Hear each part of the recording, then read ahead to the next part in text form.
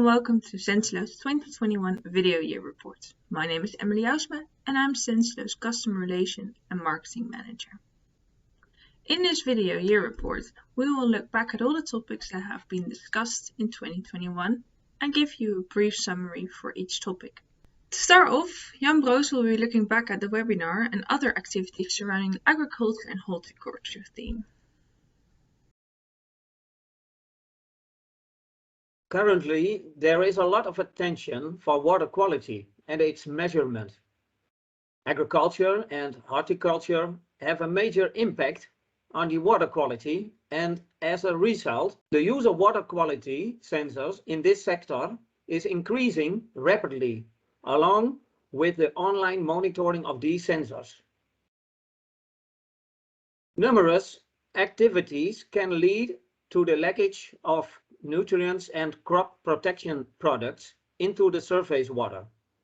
This leads to a deterioration of the water quality and loss of valuable nutrients and crop protect products.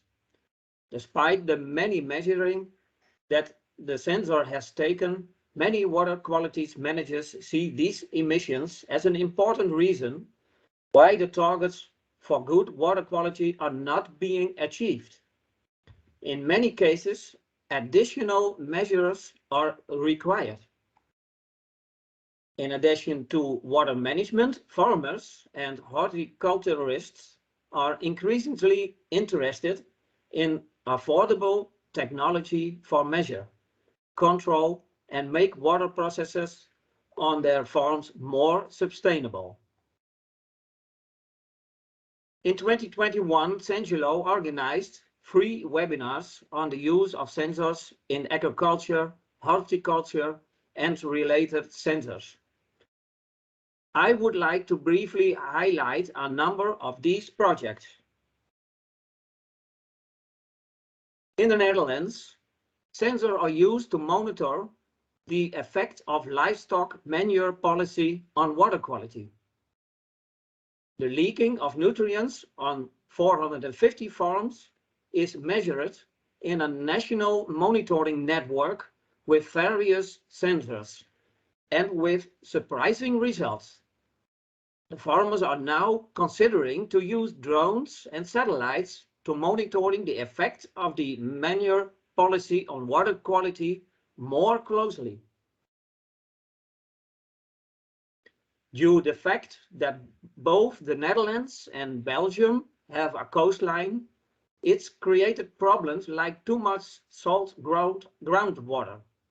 The groundwater is monitored using sensors with the aim to monitoring where the water can still be used for crop growing.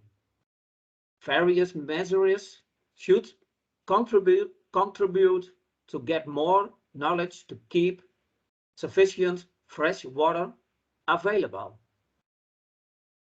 A worldwide operating engineering firm has developed a smart method for measurement using sensors to optimize water flows in the process industry. This smart method measures in various pipelines and looks at the possibilities of organizing the process differently. This has already led to a significant reduction in water and costs for many companies. In a European project, farmers measure the water flows on their farms using simple instruments. By measuring the water quality, they get more insight and data at the nutrient flows in order to minimize losses and maximize circularity. Measuring provides knowledge into where actions need to be taken to optimize the water system and save nutrients. Plant products or their reduce leads to less water quality. In the Netherlands, they are experimenting with a removal on crop protection products with a new purification system in which sensor measuring the volume and water quality. The aim of this project is to achieve a zero emission of plant protections into the water. Fire red is known as a strongest oxidant for water treatment in industrial wastewater and is environmentally friendly. A Dutch startup has succeeded to keep fire rates stable and sustainable through a unique and patented production process. Fire rate is now used worldwide for the purification of agriculture wastewater. It is sustainable and energy efficient and enables farms to use water in a circular manner on their farms. So far, the overview of our webinars in 2021. I'm looking forward to see you at our webinars 2022 about water quality and measurements in agriculture and horticulture. Thank you, Jan, for that recap. For the next topic, Najme will give you a summary of the PFAS webinar that has been discussed this year. Dr. Najme Karimian is of the Department of Molecular Science and Nanosystems at the University of Venice in Italy. She has a background in analytical chemistry and has been working on electrochemical sensors based on molecularly imprinted polymers for the last decade. Hello everybody, I am Najme from Ca' Foscari University of Venice. My talking is about trace electroanalysis of PFAS with molecularly imprinted polymers. PFAS, comprising more than 4,700 chemicals, are highly persistent, toxic, and bioaccumulative. Detection of PFAS in the aqueous environment is limited by the low concentration in order of nanogram per liter, so there is a need for analytical devices to be highly sensitive and able to perform a rapid but reliable monitoring at a low cost. Sensors, and in particular electrochemical sensors, are promising tools offering the possibility of low-cost analysis, ease of use, and in situ detection. An effective way to improve the specificity in electrochemical measurement is using molecularly imprinted polymers, or MIPS in short. These synthetic materials are characterized by high affinity and selectivity to target analyte, high thermal and chemical stability, low cost, and ease of preparation. The principles of MIP preparation can be divided into 4 steps. Step 1, pre-polymerization. Suitable functional monomer form complexes with the template. Step 2, polymerization, for instance, electropolymerization that stabilizes the complexes. Step 3, template removal, which leaves specific recognition sites. And step 4, rebinding the target analyte. A further interesting feature of electrochemical sensors based on MIP is that they allow detection of non-electroactive analytes, namely PFAS molecule, using a redox probe. Using suitable electrochemical techniques such as differential pulse voltammetry, the response of redox probe affected by template binding on the MIP sensor is studied. As it has been shown here, the redox probe reaction is impeded by the binding of analyte on the MIP and the signal decreases.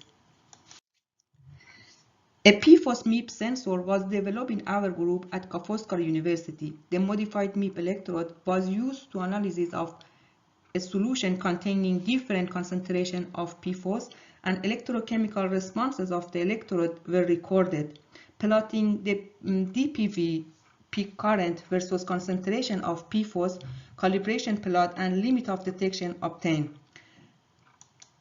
More detail can be found in our article. The MIP sensor is suitable for the rapid screening of PFAS in water samples to detect alarm situation, to be later confirmed in the lab by more expensive HPLC mass analysis. Thank you for your attention. Thank you, Najme, for that recap. Our very own Dr. Corina Carpentier will tell you more about the Collaboration Day for the blue-green algae. It was a collaboration project with Aqua and the Netherlands Institute for Ecological Research, and it involved all the Dutch laboratories affiliated to water management boards. In all its activities, Sensileau aims to provide useful tools for the improvement and optimization of water monitoring efforts. Some of our activities focus more on strategic issues, such as the reduction of energy consumption during water treatment, but others are more practically oriented towards the use and maintenance of online sensors currently in use. An example of our more practical activities is the work we have been doing on blue-green algae monitoring. Blue-green algae blooms pose a public health risk in natural bathing waters, and therefore water management boards monitor these waters regularly for blue-green algae during the bathing season from the 1st of April until the 30th of September. A high level of reliability of the monitoring methodology is essential because the results are used as a basis for policy decisions regarding the temporary closure of natural bathing waters. Such closures serve to protect public health, but they can also have a significant social and economic impact, and thus the decision to close bathing waters should only be made on the basis of solid monitoring data. In 2021, Sensileau organized the first calibration day for laboratories using algae fluorescence sensors. During this day, we calibrated 6 fluorescence sensors used for blue-green algae monitoring in natural bathing waters, operated by 5 different water laboratories. The calibration protocol used for this effort focused on 2 main parameters: the quantification of total active chlorophyll A of unialgal cultures, and the correct detection and quantification of various algal groups in a mixture, with specific focus on the quantification of blue-green algae. The results of the fluorescence monitors were compared with 2 different laboratory methods: HPLC pigment analysis and spectrophotometric analysis of chlorophyll A. For each fluorescence sensor, a model describing the relationship between the measurement results and the lab results was developed, which helps to verify the fluorescence results and ensure their reliability. In 2022, we continue the work on the fluorescence sensors, and we plan to organize the second calibration day at the end of March. Through our continued research, we hope to learn more about the relationship between fluorescence measurements and other quantification methods for algal chlorophyll A, and be able to better explain the differences observed. Together with the participating laboratories, we also review the results of regular control samples to ensure that the fluorescence sensors continue to perform in an optimal way. In the next few years, we intend to expand our activities in this field to various types of fluorescence sensors and to enable users of these technologies in other countries or for other purposes to make use of similar calibration services. Thank you, Karina, for that recap. We will continue our recap for the microplastics webinar with Dr. Lloyd Agustin. Dr. Lloyd Agustin is a professor of water technology at the NHL University of Applied Science and chair of the Electrohydrodynamic Atomization European Group. In the past years, he has focused his research on the removal of microplastics from water. Hello, my name is Lloyd Agustin. I am a professor at NHL University of Applied Sciences, and I am researcher at West's Institute for Water Technology in Leeuwarden. Last year, I was invited as a guest to talk in one of the Sensileau webinars about the challenges related to micro and nanoplastics in water. We have discussed especially that the biggest challenges are now more related to the submicrometric particles, therefore the nanoplastics. They are different types of challenges related to toxicology, related to analytical methods, to therefore identification and quantification and qualification of these particles. For the micrometric, there are already quite good knowledge about that, both about the toxicology part and also about the analytics. The webinar was very interesting because it counted with the participation of different specialists in this area, and at the end, very interesting discussions also with the industry and the academic participants was conducted. For this year, for 2022 and the years ahead, I think the challenges still remain in this zone of particles and plastics, not only polymeric but non-polymeric, in the nanometric range. So we talk a lot and for a very long time already about nanosciences, and these nanosciences has indeed an impact in water quality, and we are now even more conscious about that, especially because of all the new insights and the new challenges presented by the polymeric ones, the plastic particles.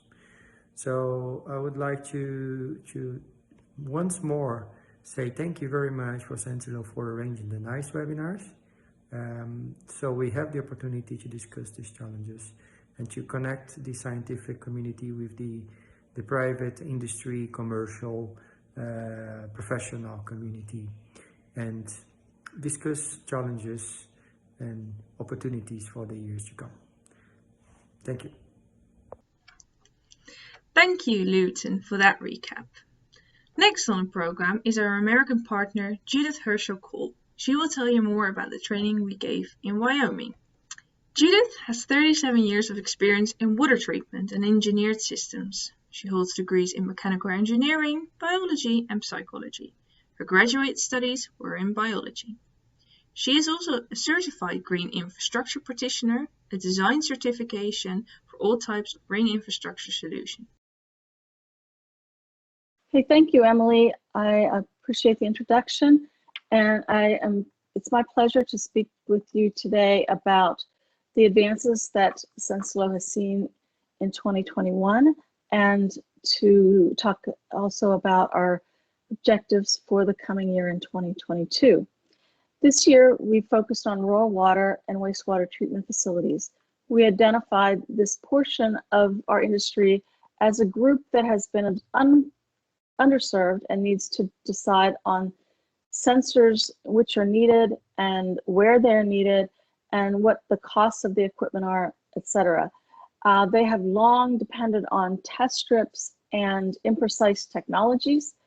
We are working with professionals at these rural water locations to move their facilities to a deep understanding of sensor technologies and implement these technologies within their facilities. There are many benefits to this advancement. One is the increased reliance on sensors that water quality monitoring and water sampling are greatly reduced. This reduction can be 40 to 60%. And the information can be accessed anywhere. It can be acted upon immediately, and the results are increased safety regarding the final quality of the water or wastewater from that facility.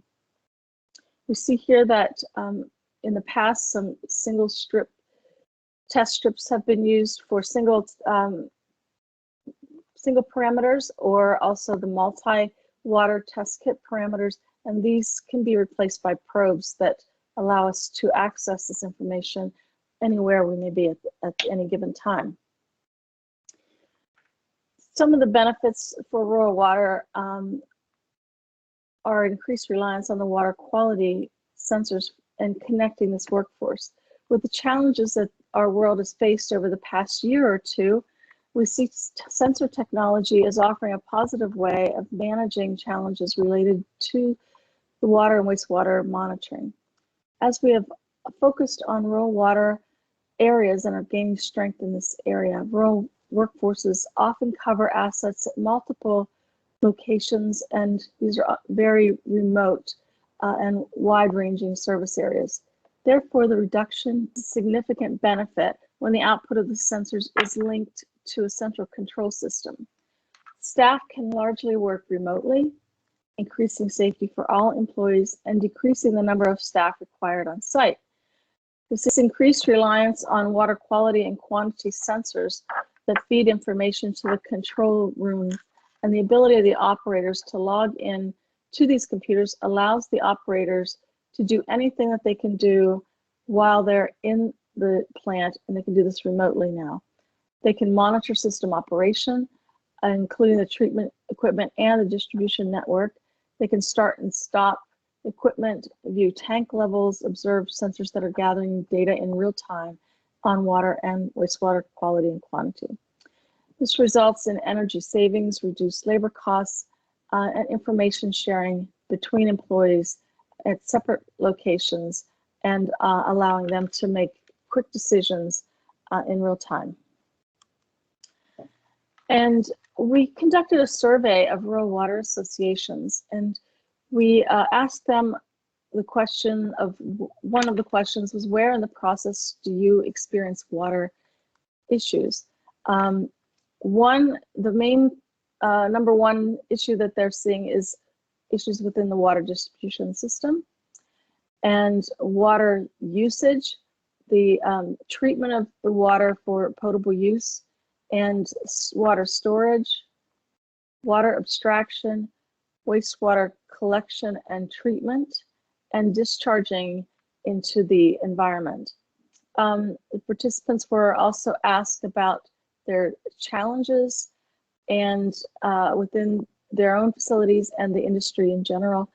One that we see quite often these days is aging water and infrastructure, water loss, issues with obtaining funding to keep up with the aging infrastructure and evolving regulations, the operator shortage and maintenance issues, water quality awareness within the constituents and the ratepayers, source water availability, the experience within their facility, drinking water treatment issues, their government and regulatory bodies, especially their own city councils, and using drinking water for irrigation. So within this focus on the rural water supply, we're specifically focused on water distribution. And these are some, from this survey, we've seen multiple issues, as you can see from the slide, and our focus, this is helping us to direct our focus for the coming year. Thank you. Thank you, Judith, for that recap. At the end of the video year report, I would like to look at our plans for 2022. In our new series, A Watertight Approach, we address the developments in both sensor technologies and advanced data analysis tools in order to facilitate process optimization. Aging and deteriorating water distribution infrastructure increasingly affects the ability of water utilities to provide safe drinking water, potentially putting public health at risk. The impact of aging water infrastructure is further worsened by climate change, specifically during periods of flood or drought. More and more utilities are moving away from a black box approach in the water networks and want to break open the black box to see what's happening inside. To this end, they have a growing arsenal of tools at their disposal, such as sensor technologies capable of long-term unintended operations at remote locations, or advanced data analysis tools to optimize asset management and predict disruptive events. Water quality in rural areas. We are also creating a new series surrounding the water quality in rural areas, looking at the water processes, more biodiversity, and the laws and regulations surrounding the water quality. This year, we have our podcast available for you to listen on Spotify. Now you can listen to them everywhere you are or whatever you're doing. First podcast in the series, A Watertight Approach, is now available on our Spotify channel, and more will follow this year. In 2022, we continue to upgrade our online services to make it even more user-friendly for our clients. We hope that 2022 will be a year in which we can meet up again and see each other in real life, instead of just on screens. We at Sensileau would like to thank you for watching our 2021 video year report. If you have any suggestions for topics that you would like us to address in 2022, please contact us.